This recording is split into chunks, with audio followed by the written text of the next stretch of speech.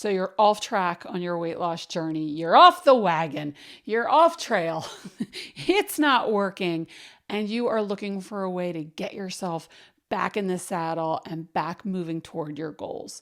Well, perfect. You're in the exact right spot because that is exactly what I'm going to be talking about today.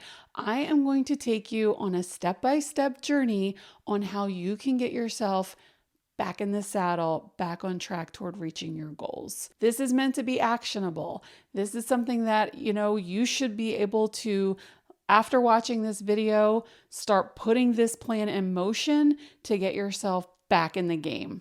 Okay? Are you ready? Let's get started. Step 1, clear the slate.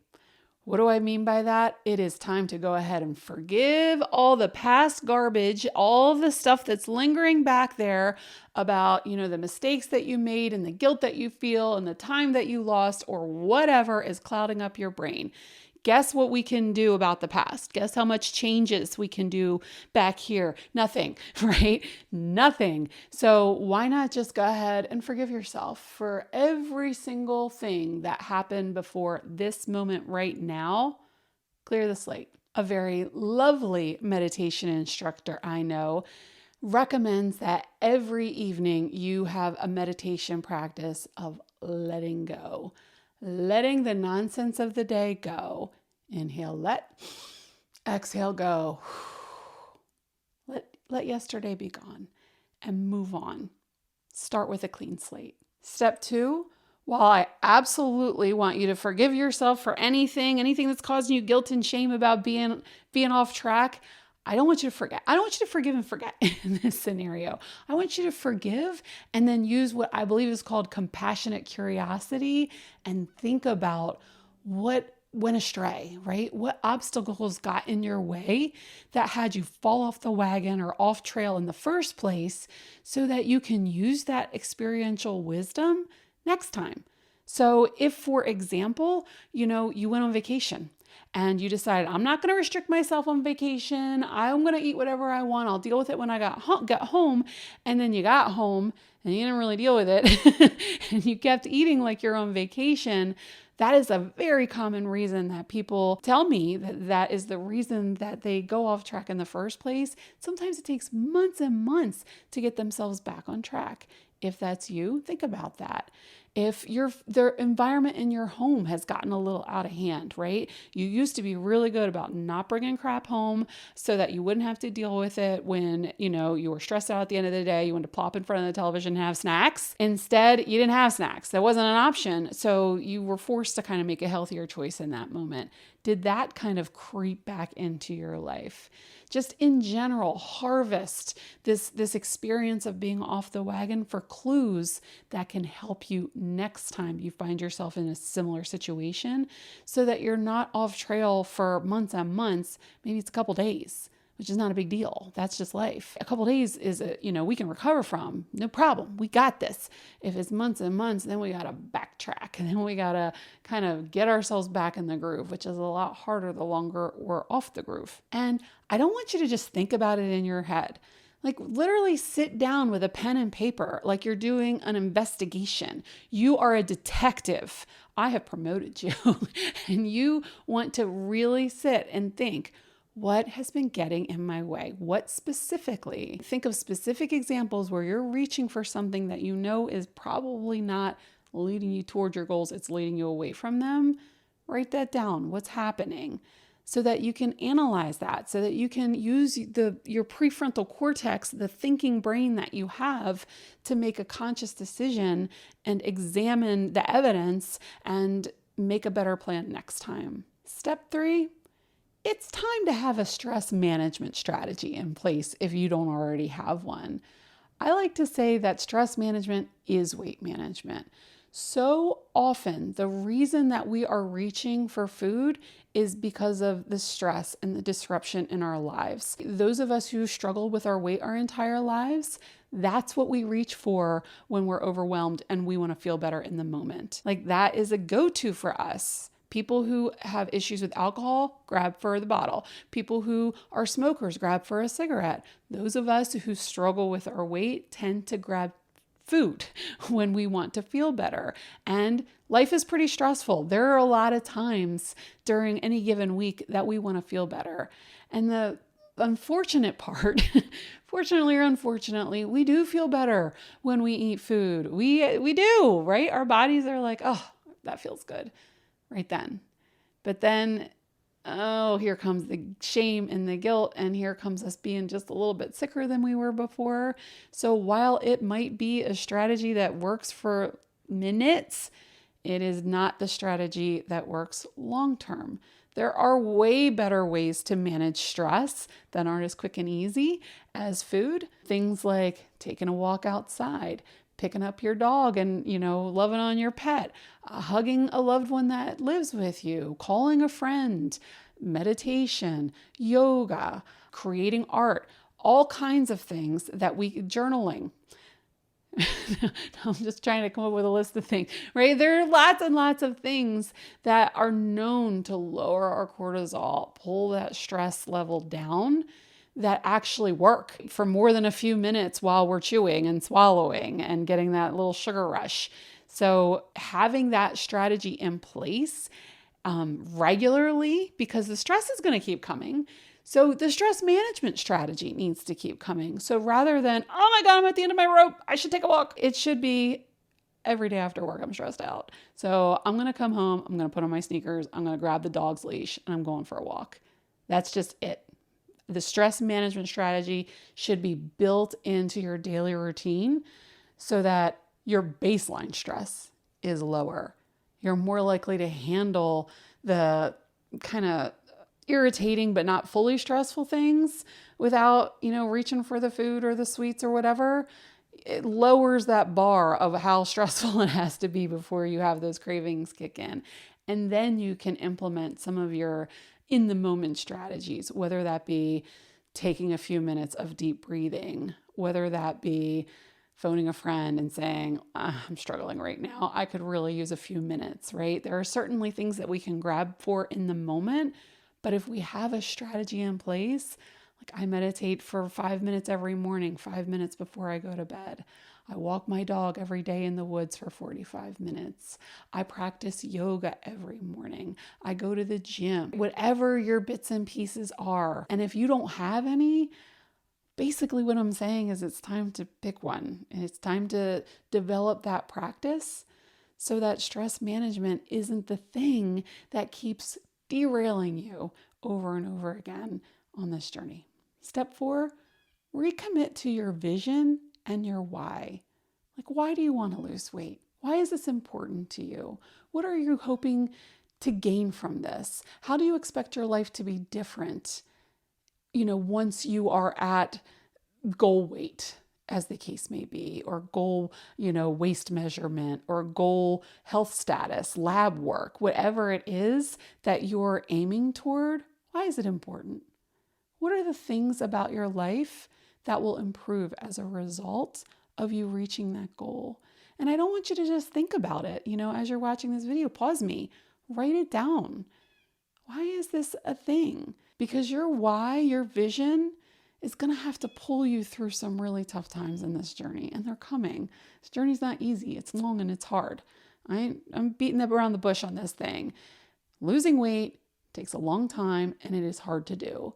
And if you want to do something hard, one of the best things that you can do for yourself is have a really compelling reason why it's important to you so that you will keep going when it's tough. Step 5, start at the beginning and collect easy wins. What do I mean by that? I mean, don't try to go back to exactly where you were when you were in full stride and you were crushing it every day. Like if you were hitting the gym 6 days a week and you were eating a perfectly healthy low carb diet, whole foods, no sweets at all, and you were doing like a really intense intermittent fasting regimen, and you haven't done that for the last 5 to 6 months. First of all, it's not a good idea to throw yourself back into all 3 of those at once. I'm going to exercise hard, I'm going to eat hard, I'm going to fast hard, and it's going to be awesome. No, it's not. You're going to burn out and you're going to end up right back to where you started. It is way better to slow your roll a little bit and start at the beginning again. Take those easy wins and build some psychological momentum as you build yourself back up to where you were. There is an important reason to do that, because if we try to go back to where we were and we realize just how far we've gone off, it can be really frustrating. It can be really kind of demoralizing. And that is the last thing that we want to be feeling right now. Here's the thing about doing long, hard journeys is we need to have some level of enthusiasm and positivity in order to keep up with it. If we are constantly, self-criticizing and shaming ourselves, then chances are really good we're going to quit.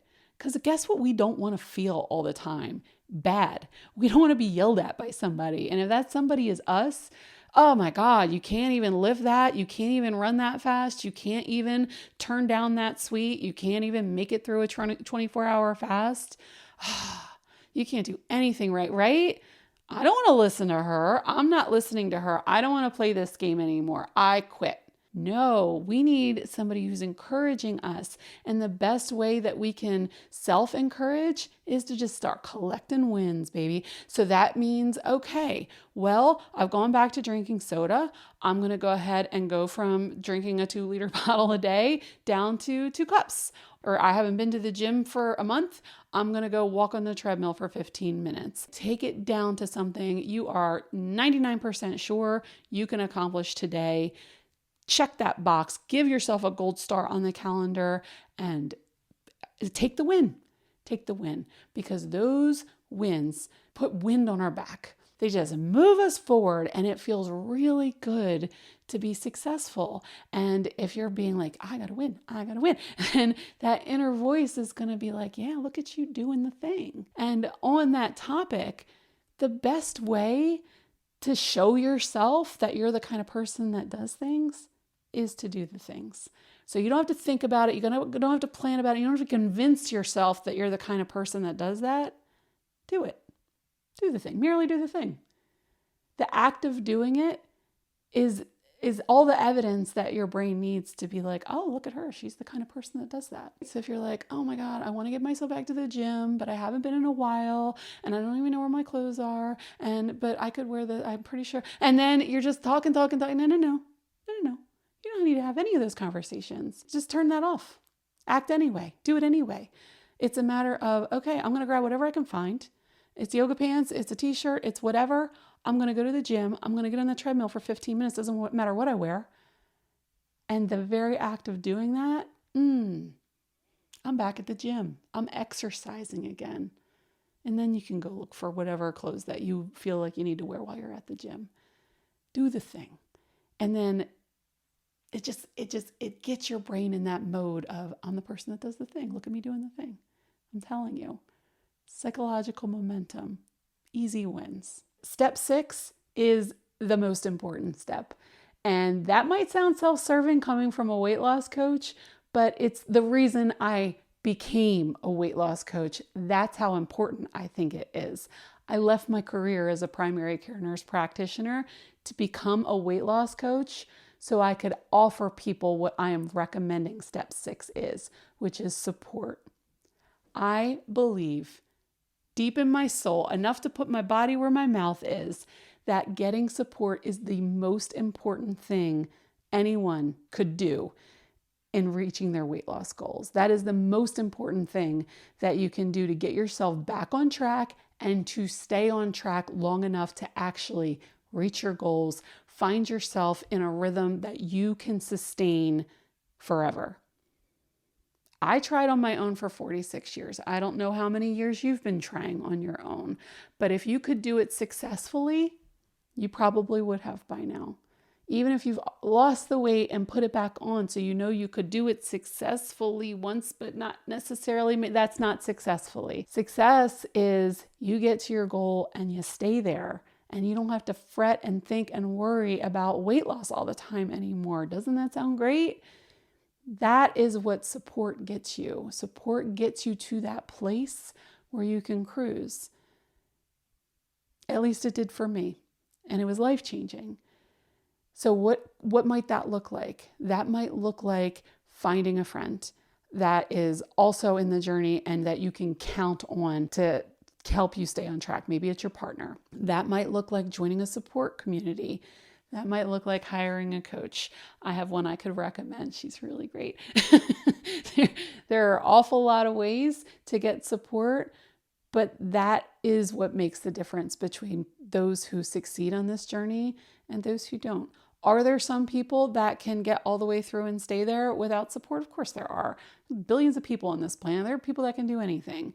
But for the most part, statistically speaking, it is highly unlikely that you're going to lose a significant amount of weight without support. The failure rate is above 90%. They are not good odds at all. And then the odds of keeping that weight off after 2 or 5 years, even less. The odds are not with you if you try to go it alone. I cannot give you any better advice than to get yourself some consistent support to do this very long, very hard journey. In summary, what are the 6 steps? Step number 1, clear the slate. Forgive yourself for being perfectly human and not making all the best choices your entire life. Welcome to the club. You can have a membership card. Step 2, forgive but don't forget. Examine those clues. Figure out what the obstacles were that were absolutely getting in your way. Step 3, actively practice stress management.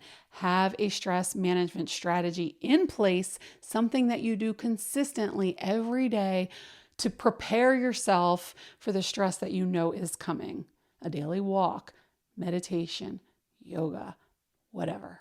Step 4, recommit to your vision and your why. Where you want to go. You don't know how you're going to get somewhere if you don't know where you want to go. Figure that out. Write it down.